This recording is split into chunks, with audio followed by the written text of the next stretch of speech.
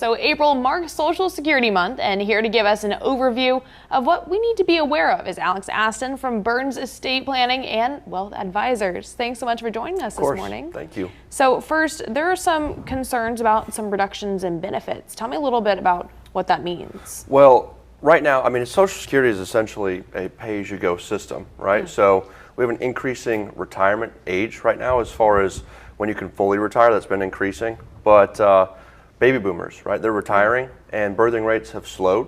And so essentially this increasing retirement population is going to be hard to fund because we have less of a workforce, right? And so that's where the insolvency comes about.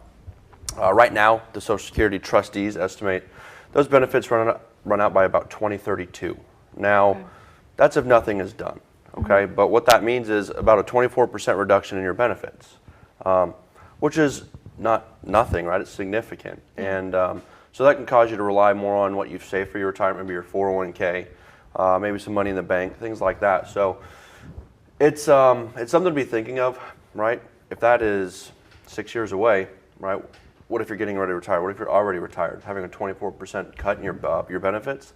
Well, inflation's been high, so that can cause a disruption between your income and expenses.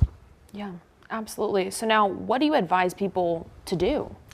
Well, if you're already retired, I mean, unfortunately, hopefully you can cut expenses somewhere. Yeah. Maybe find some interest, high-paying interest, or have your money invested.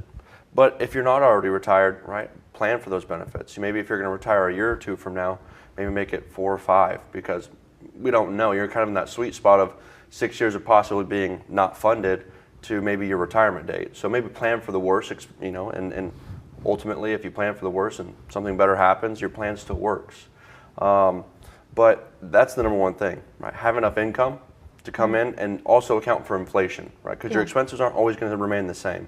And yes, you do get a cost of living adjustment on your Social Security each year, which is tied to inflation. So it doesn't necessarily get you ahead, but kind of keeps you at pace with what inflation is per year.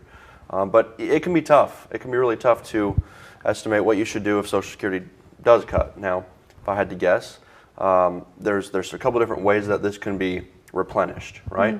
It's either increasing full retirement age, it's increasing Social Security taxes, or cutting benefits. Yeah, absolutely.